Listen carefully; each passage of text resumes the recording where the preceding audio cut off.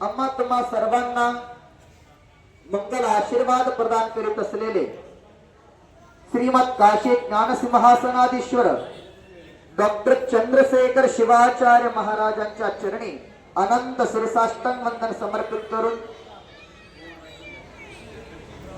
आपल्याला सदैव या ठिकाणी मातृच्या स्थानामध्ये उभे राहून मार्गदर्शन करीत असलेले वेळापूर मठाचे ज्येष्ठ गुरुवर्य प्रातस्मरणीय सद्गुरु मुक्तेश्वर शिवाचार्य महाराजांच्या चरणी, तशाच प्रकारे या भव्य दिव्य कार्यक्रमाला ज्यांचं मार्गदर्शन या ठिकाणी लाभत आहे, आपल्या सर्वांना या ठिकाणी सदैव मार्गदर्शन करीत, तशाच प्रकारे एक वडिलांप्रमाणे सदैव आमच्या पाठीमागे थांबून आम्हाला या ठिकाणी प्रत्येक पावला पावलावर या ठिकाणी मार्गदर्शन करीत असलेले शतस्थल ब्रह्मी सिद्धलिंग शिवाचार्य शिखर शिंगणापूर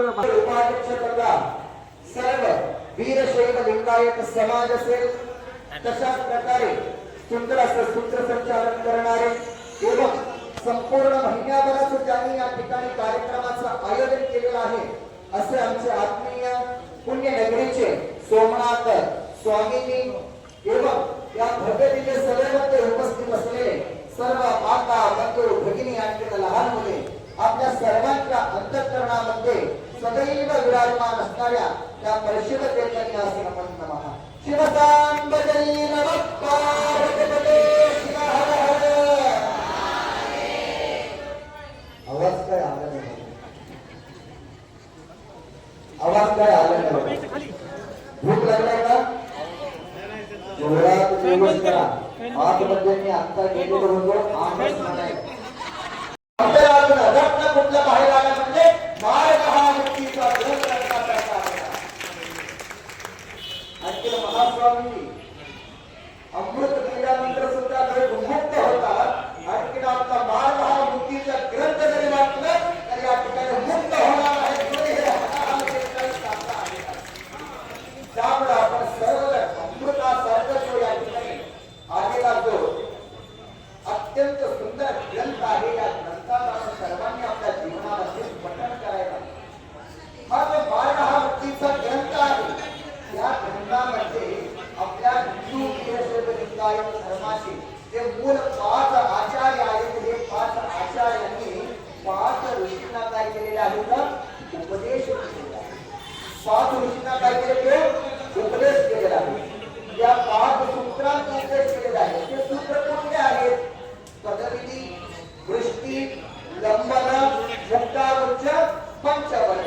हे जे 5 सूत्र आहेत, हे 5 सूत्रांचं या ठिकाणी उपदेश 5 आचार्यांनी 5 ऋषींना केलेला आहे. पदविधी म्हणजे काय? आता इथं जेवढे या ठिकाणी रबाबी शाखापीठाचे जे शिष्य असतील, त्यांचं सर्वांचं सूत्र कुठलं असेल? पदविधी असेल. त्या पदविधीचे या ठिकाणी अर्थ काय आहे? पद म्हणजे परमपद, विधी म्हणजे प्राप्त करून घेण्याची पद्धत, म्हणजे परमपद प्राप्त करून घेण्याची जी पद्धत आहे त्याला पदविधी म्हणून या ठिकाणी संबोधन करत असतात. या जीवनामध्ये या अनेक प्रकारचे या ठिकाणी काय आहेत? पद आहेत. लौकिक पद, मग ते अध्यक्ष असो, उपाध्यक्ष असो, शिक्षक असो, डॉक्टर असो, आमदार असो, खासदार असो, मंत्री असो, हे सर्व कसं आहेत? अलौकिक, हे लौकिक पद आहेत. म्हणजे क्षणभंगुर पद आहेत. एक ना एक दिवस काय होणार आहे? हे पद संपूर्ण जाणार आहे. कायम स्वरूपात राहणारे हे पद आहेत का हो? आता पहा, एक आमदार झालेला आहे. समजा एक आमदार झालेला व्यक्ती कायम स्वरूपी त्याच पदावर असणार आहे का? नाही. 5 वर्ष झाले की त्याला त्या पदावर कोणतरी फूट म्हणत असते. एकदा खासदार झालेला आहे, समजा खासदार झाल्यानंतर कायम तो खासदार कोण राहतो का? 5 वर्षांनी त्याला कोणतरी फूट म्हणत असतो. म्हणजे हे सर्व पद कसं आहे तर नश्वर पद आहे. पद हे असं शाश्वत आहे. ते पद कसं असायला पाहिजे म्हणजे या ठिकाणी परमपद असायला. परमपद म्हणजे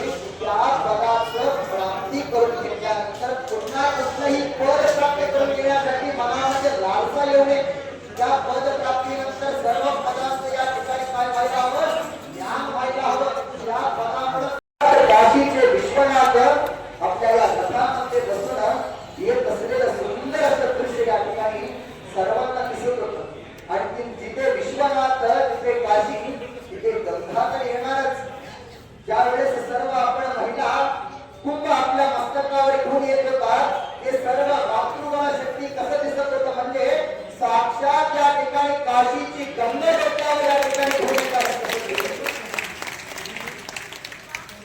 अशा सुंदर अशा या ठिकाणी भव्य दिव्य वातावरणामध्ये आपण सर्वजण अत्यंत आनंदपूर्वक महास्वामींचं या ठिकाणी आपण रथोत्सवाच्या माध्यमातून स्वागत करून घेतलेला. अधिक मास हा अत्यंत पवित्र आहे. या अधिक मासाला आपण अनेक नावांनी या ठिकाणी संबोधन करत असतो. काही जण अधिक मास म्हणतात, काही जण या ठिकाणी धोंडाचा महिना म्हणतात, काही जण पुरुषोत्तम मास म्हणतात, काही जण वनमास या ठिकाणी या मासाला संबोधन करतात. अशा विविध नावाने या ठिकाणी हा नटलेला जो मास आहे हा मास एवढं कशासाठी विशेष असेल? या मासाचं एवढं या ठिकाणी महत्व काय आहे? ह्या मासाचं एवढं महत्व कशासाठी म्हणजे पहा, आपण सर्वजण प्रत्येक मासामध्ये चैत्र वैशाख ज्येष्ठ आणि जे 12 महिने आहेत त्या 12 महिन्यांमध्ये आपण सर्वजण पूजा जप तप व्रतवैकल्य या ठिकाणी करत असतो आणि त्याचं फळ सुद्धा आपल्याला प्राप्त होत असतो. परंतु अधिक मासामध्ये केलेलं पूजा जप तप याचं फळ 1000 पटीने अधिक होऊन भेटत असतो. म्हणून हा अधिक मास आहे. अधिकस्य अधिक फल म्हणजे अधिक मासामध्ये अधिक फळ प्राप्त होत असतो. अधिक मासामध्ये जर चुकून जरी एखादा आपल्या कोणाला तरी शिवाचं नाव गेलं, एखादा भगवंताचं नाव चुकून जरी गेलं तर त्याचं फळ 1000 पटीने आपल्याला प्राप्त होत असतो. आणखी आपण सर्वजण पूर्वजन्मी काहीतरी या ठिकाणी पुण्य केलेलं आहात म्हणून या अधिक मासाचं अधिक फळ आपल्या सर्वांना भेटत आहे. तुम्हाला प्रश्न पडत असेल, अहो महाराज काय भेटत आहे? अधिक मासामध्ये काय आम्हाला भेटत आहे? एक खूप झाला अनारसाचे काय भेटलं असेल, बताशा भेटले असतील. अधिक मासाचं तुम्हाला अधिक फळ काय भेटत आहे म्हणजे पहा, शास्त्रामध्ये पुराणामध्ये असं सांगितलेलं आहे की अधिक मास आल्यानंतर प्रत्येक मानवाने धर्मयात्रा करायला हवी, प्रत्येकाने तीर्थयात्रेला जायला हवं, काशीला जायला हवं, काशीच्या गंगेमध्ये स्नान करून त्या विश्वनाथाचं दर्शन घ्यायला हवं. परंतु तुम्ही बसलेल्या सर्व सत्संगांनी मला सांगा, आपल्या सर्वांना अधिक मासामध्ये काशीला जाणं शक्य आहे का? हो का नाही? सर्वांना काशीला जाता येईल का आपल्या अधिक मासामध्ये? आपल्या सर्वांना अधिक मासामध्ये काशीला जाता येत नाही म्हणून काशीचे विश्वनाथ या ठिकाणी आशीर्वाद देत आहे. साक्षात काशीचे विश्वनाथ आपल्याला आशीर्वाद देत आहेत. हेच अधिक मासात तुम्हाला अधिक प्राप्त होतात. आणि या अधिक मासामध्ये एक तुम्हाला विशेष असं महास्वामींची चित्र सुद्धा आणलेलं आहे. जशा प्रकारे समुद्र मंथन केल्यानंतर समुद्र मंथनामध्ये या ठिकाणी 14 प्रकारचे पदार्थ बाहेर आले. त्यातून पहिला हलाहल जर सोडलं, बाकीच्या सर्वांच्या ठिकाणी रत्नामध्ये गणना होत असतो. जशा प्रकारे समुद्र मंथन केल्यानंतर त्यातून रत्न बाहेर आला.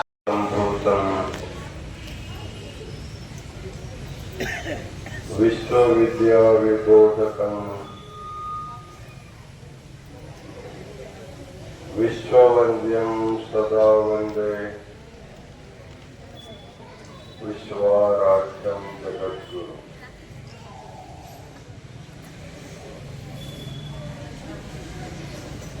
या पवित्र पुरुषोत्तम मासामध्ये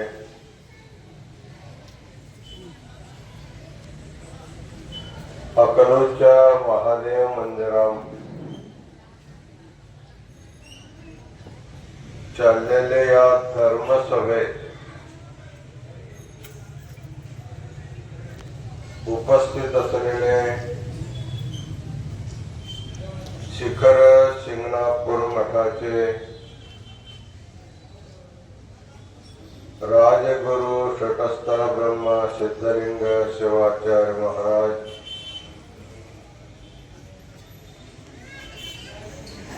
33 मिनिट पर्यंत तुम्हा सर्वांना परम पदाचे महत्व सांगितलेले आणि महिनाभर महास्वामीजी बरोबर संपूर्ण महाराष्ट्रामध्ये एक प्रकार गुरुयात्रा तीर्थयात्रा केलेले वेळापूर संस्थान मठाचे वेदांताचार्य तटस्थ ब्रह्म सदाशिव शिवाचार्य महाराज या महिनाभर कार्यक्रमाचे आयोजन केलेले पुण्यनगरीचे सोमनाथ स्वामी, अकलोज वीरशैव लिंगायत मंडळ समितीचे समस्त पदाधिकारी, भव्य दिव्य रथोत्सव आणि ग्रंथदिंडीमध्ये अत्यंत श्रद्धेने भजनगात भाग घेतलेले सर्व मातृगण, उपस्थित सद्भक्त हो.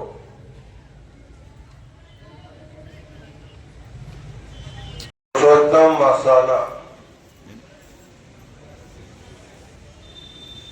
सर्वांनी अत्यधिक महत्व दिलेले बद्दल वेळापूरकर महाराजांनी तुम्हाला सुंदर रीतीने सांगितलेला.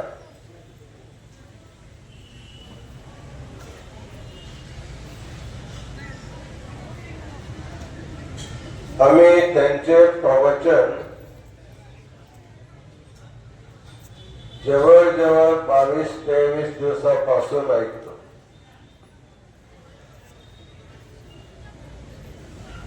प्रत्येक गावामध्ये ग्रंथदिंडी झाल्यानंतर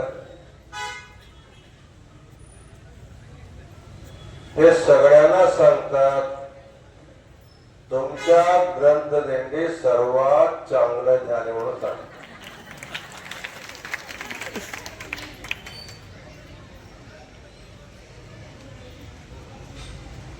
आज दुपारी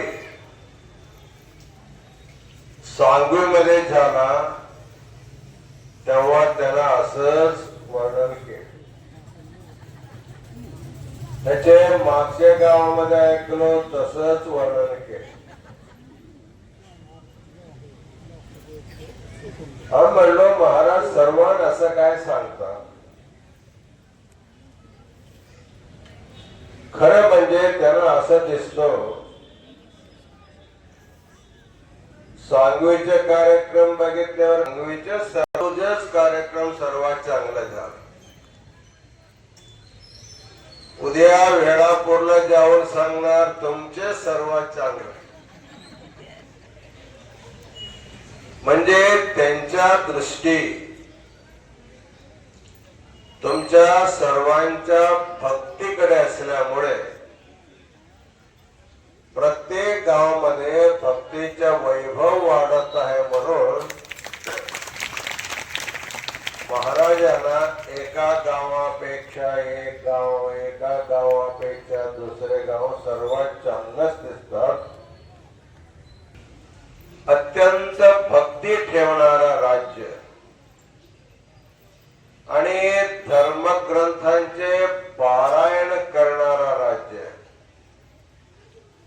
ज्या ग्रंथाचे आपण पारायण करतो त्याला पालखीमध्ये उत्सव करणार राज्य म्हणजे तो महाराष्ट्र राज्य.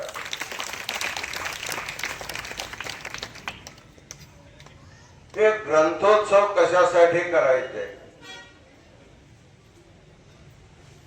ग्रंथ म्हणजे केवळ कागद जोडून बाइंड करून ठेवलेले पुस्तक नाही. ग्रंथ म्हणजे एका आचार्याने, एका देवाने संपूर्ण जगाला उद्देशून उपदेश केलेले तत्वज्ञान त्याच्या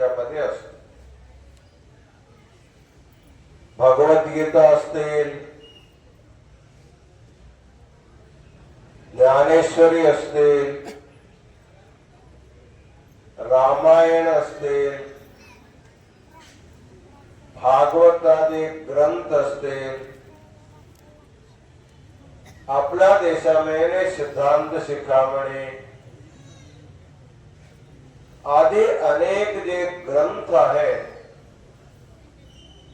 त्या ग्रंथामध्ये मानव जीवनाच्या कल्याणाचा मार्ग उपदेश केलेला आहे.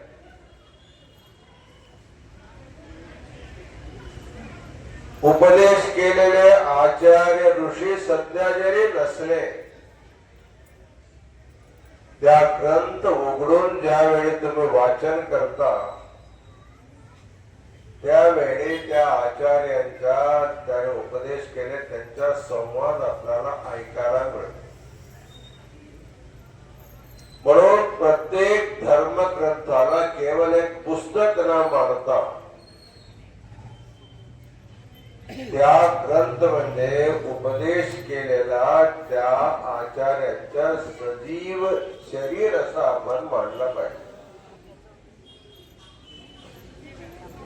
काशीमध्ये मधुसूदन सरस्वती नावाचे एक मोठा पंडित होता.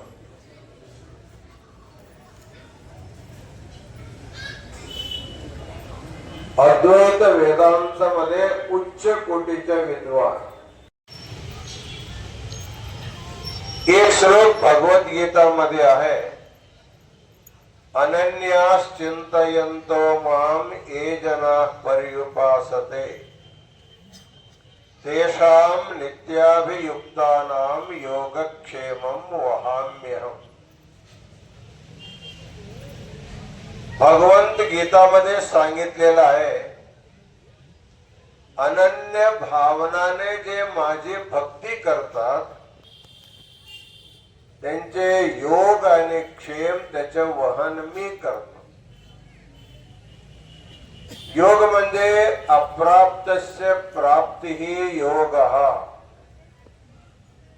प्राप्तस्य परिरक्षणं क्षेमः.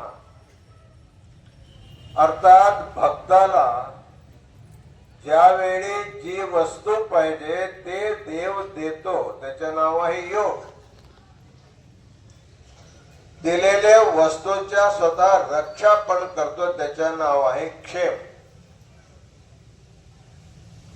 या श्लोकावर व्याख्यान करत असताना त्या आचार्यांच्या पंडितांच्या मनामध्ये आला, वहामी. वहा म्हणजे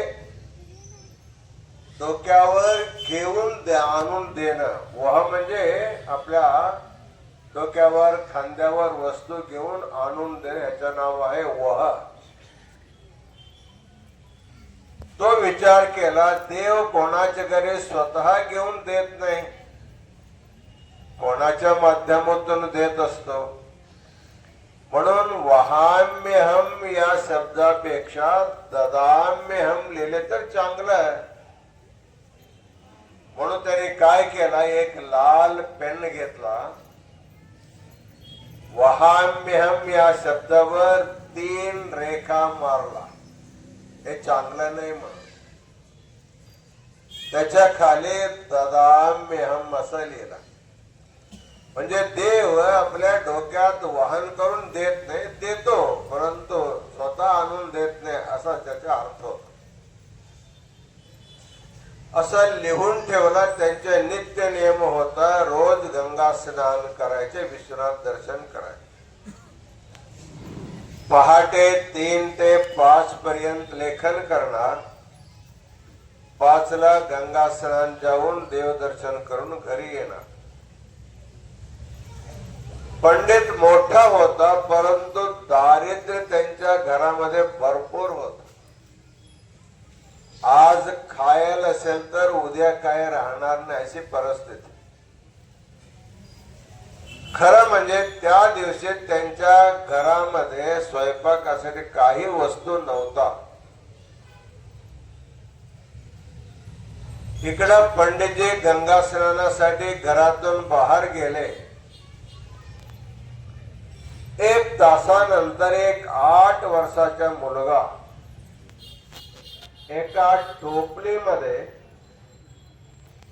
त्या दिवशी लागणारे दाल, आटा, सब्जी, तूप, गूळ जे जे पाहिजे होतं ते सगळे त्या टोपलीमध्ये घेऊन आला आणि रडत रडत त्या पंडितांच्या घरासमोर आला. पंडिताची पत्नी घरात बसली होती. दारासमोर कोणीतरी बाळ रडतो म्हणून बाहेर आले. बघितली, म्हणाली, तू कोण आहे? तो रडतो कशाला? तो म्हणला, तुमच्या पंडितानं माझ्या गालावर मारले आणि माझ्या डोक्यावर एवढा पदार्थ घरी पोच म्हणून पाठवून दे. खरोखर त्या बाळाच्या गालावर 3 बोटाचे मार पडला होता. लाल रेषा दिसत होती. ते पंडितांनी त्यांना आत घेऊन घेतले, सामान उतरून घेतले, त्यांना थोडा गूळ खायला दिले, पाणी दिले आणि तो मुलगा गेला. एक अर्धा तासानंतर मधुसूदन सरस्वती गंगा स्नान करून विश्वनाथ दर्शन करून घरी आले. आल्याबरोबर ते म्हणाले, अहो तुम्ही किती क्रूर आहे, कठीण आहे. एका लहान बाळाच्या डोक्यावर एवढा वजन देऊन त्याच्या गालावर चपत मारून तुम्ही त्यांना पाठवून दिलं, असं काय केला? तो म्हणला, मी कोणाला पाठवून दिले नाही, मी कोणाला मारले नाही. त्यावेळी त्यांनी दाखविले त्या दिवशी लागणारे सर्व पदार्थ त्या बाळा आणून दिला होता. मग त्यांनी गीतेच्या त्या श्लोकावर लाल रंगाने 3 रेषा मारला होता. तो पुस्तकावर नव्हता, तो कृष्णाच्या गालावर पडलेले 3 बोट होतात. मग तेव्हा पंडितला माहित झाला, हे ग्रंथ म्हणजे केवळ कागज का बंधन नाही है, हे ग्रंथ म्हणजे साक्षात भगवंत म्हणून त्याला माहित झाला.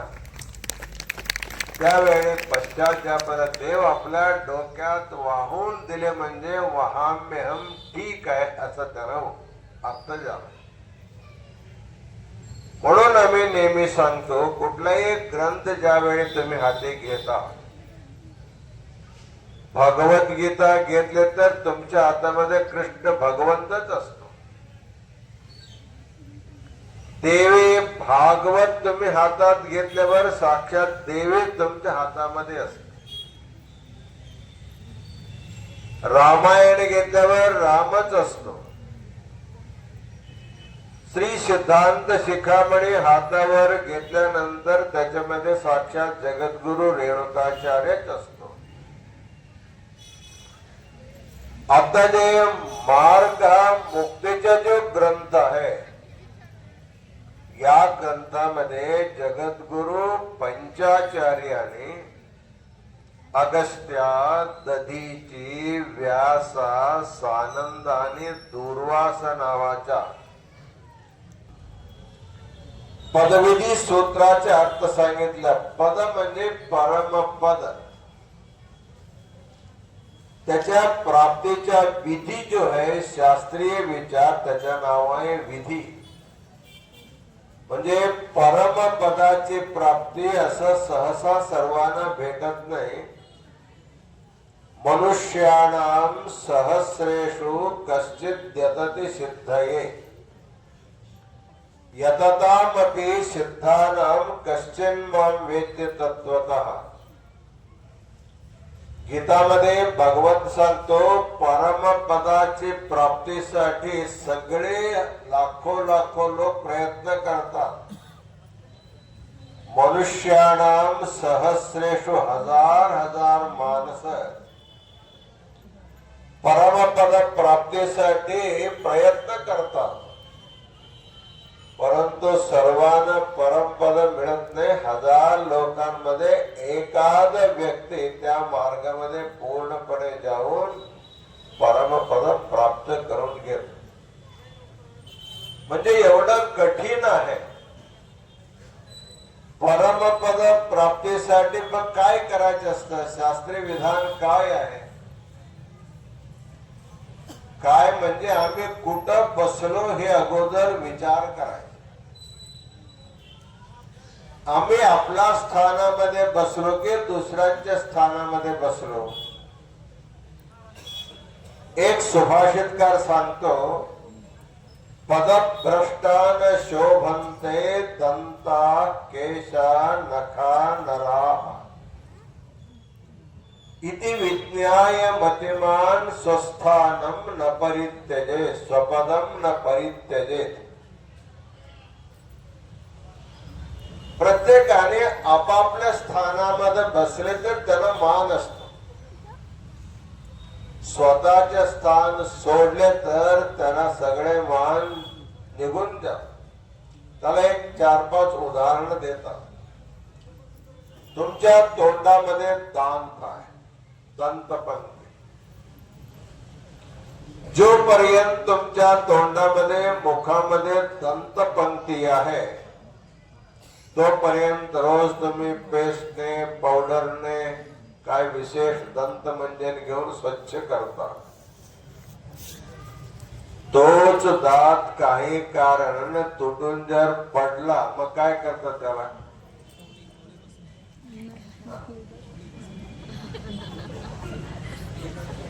आम्ही ऐकलो लहानपणी, एखादा तोंडातला दात जर पडला असेल त्याला सेन लावून छतवर फेकत होतो.